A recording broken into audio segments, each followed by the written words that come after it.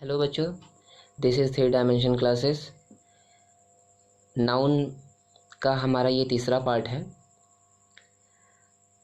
आशा करते हैं कि आप पिछले दो पार्ट आपको समझ में आए होंगे। तीसरा पार्ट आपको बहुत ही ध्यान से पढ़ना है क्योंकि ये थोड़ा सा ट्रिकी पड़ता है।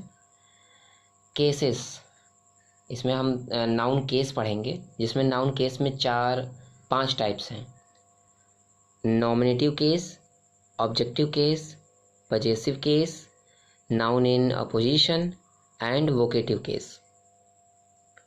नॉमिनेटिव केस का मतलब होता है नॉमिनेशन मतलब होता है ऐसा नाम, एज अ सब्जेक्ट। किसी वर्ब का जो सब्जेक्ट होता है वो नॉमिनेटिव केस में होता है। अगर आपको किसी सेंटेंस में नॉमिनेटिव केस पता करना है तो आप उसमें वर्ब के पहले, वर्ब के साथ आप हु या वॉट लगा के चेक कर सकते हैं। जैसे the cat killed mouse, cat ने माउस को मार दिया, तो हु किल्ड, हु का आंसर क्या मिल रहा है? द कैट मिल रहा है। तो कैट जो है इसमें किस किस केस में है? नॉमिनेटिव केस में। जो आंसर मिलता है वो नॉमिनेटिव केस में होता है, ऐसा सब्जेक्ट, मतलब ये सब्जेक्ट है। अब नेक्स्ट है हमारा ऑब्जेक्टिव केस।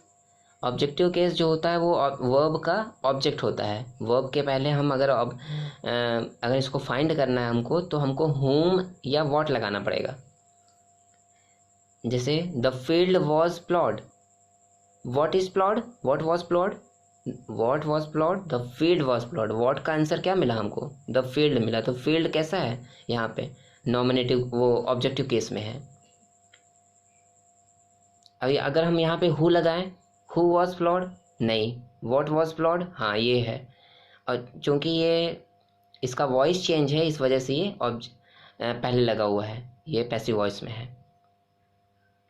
पजेसिव केस, इसकी पहचान जो होती है, इसमें अपॉस्ट्रॉफी एस लगा होता है, ये दिखता है ऊपर से। इसको अगर हमको पता करना है तो इसका जो पता करने का ट्रिक है वो हुज लगा के हम पता कर सकते हैं।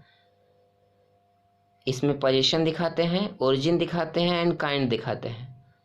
तो the museum houses Mahatma Gandhi's watch, Mahatma Gandhi की घड़ी। तो इसमें किसकी घड़ी है वो, मतलब पोजीशन किसका है? महात्मा गांधी का है और पोस्ट ऑफिस लगा हुआ है। तो हुज लगा के, whose watch, Mahatma Gandhi watch. तो इसमें नॉमिनेटिव केस जो है वो क्या है? महात्मा गांधी नॉमिनेटिव केस के में है। नेक्स्ट है हमारा case in apposition. When one noun follows other to describe it. अगर कोई एक नाउन दूसरे नाउन को फॉलो करता है उसको डिस्क्राइब करने के लिए, तो जैसे कि रंजीत अ ट्यूटर, अ यूट्यूबर, ऐसा। ठीक है, अ यूट्यूबर क्या होगा?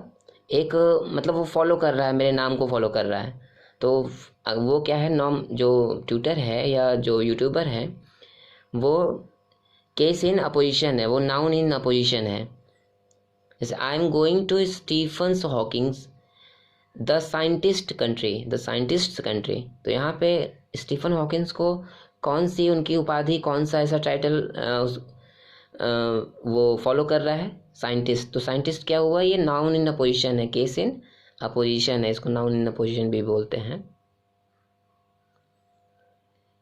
Apostrophe usually used with living nouns, living के साथ ही हम अपोस्ट्रॉफी लगाएंगे।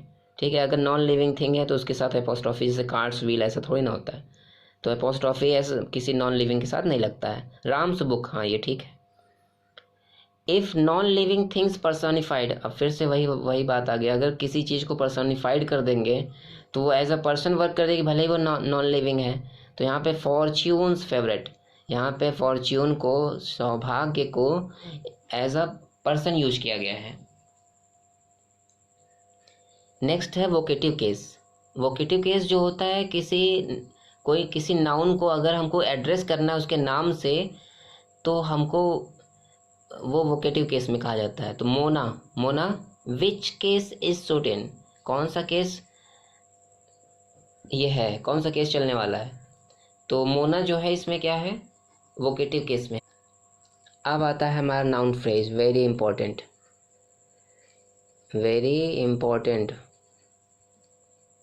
बिकॉज इसका यूज़ अभी पीछे हम आगे की क्लासेस में सिंथेसिस में यूज करेंगे इसको।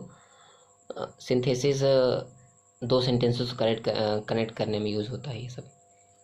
Phrase is a part of sentence. Phrase जो है वो टोटल सेंटेंस नहीं होता, कुछ वर्ड्स का ग्रुप होता है, जबकि जिसकी कोई डेफिनेट कंप्लीट सेंस नहीं होता, कोई मीनिंग नहीं होती उसकी, ठीक है, वो कुछ ग्रुप ऑफ सेंटेंस होता है।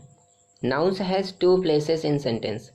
नाउन जो है दो जगह, किसी सेंटेंस में दो जगह पे लग सकता है। एक सब्जेक्ट की जगह पे लग सकता है नॉमिनेटिव केस में, अभी पीछे पढ़े थे हम लोग। एक ऑब्जेक्टिव केस में लग सकता है नाउन। तो आई डोंट नो, मैं नहीं जानता। मैं नहीं जानता, क्या नहीं जानता, ये वर्ब है। तो क्या क्या नहीं जानता, वर्ड से हमको ऑब्जेक्ट मिलता है, तो यहाँ पे ये ऑब्जेक्ट है, ऑब्जेक्टिव केस में लगाया गया है। तो मैंने बताया था कि फ्रेज जो है वो ग्रुप ऑफ सेंटेंस, कुछ ग्रुप ऑफ सेंटेंस होता है जिसका इंडिविजुअली कोई मीनिंग नहीं होता है, और वो सब्जेक्ट और ऑब्जेक्ट की जगह पे लगता है। तो ये किसकी जगह पे लगा है, ऑब्जेक्ट की जगह पे लगा है, ये नाउन फ्रेज है। अब क्लॉज क्या होता है, नाउन क्लॉज क्या होता है, क्लॉज इसका अपोजिट है। ये पार्ट ऑफ सेंटेंस ये भी होता है, बट इसका एक डेफिनेट सेंस होता है, इसका एक कंप्लीट सेंस होता है, एक कंप्लीट सेंस, एक मीनिंग होती है। इंडिविजुअली अगर इसको इंडिविजुअल पढ़ें तो इसको एक मीनिंग निकलेगी। आई सॉ, मैंने देखा, मैंने क्या देखा, मैंने ये पूरा देखा, मैंने ये देखा कि इट वॉज रेनिंग, मैंने देखा कि बारिश हो रही थी, ये देखा मैंने। तो क्या का आंसर क्या मिल रहा है, वॉट का आंसर मिल रहा है दैट इट वॉज रेनिंग, ये वॉट का आंसर है। और वॉट जो है उससे, वॉट से हमको मिलता क्या है, वॉट से हमको मिलता है ऑब्जेक्ट, इसलिए ये ऑब्जेक्टिव केस में है नाउन क्लॉज।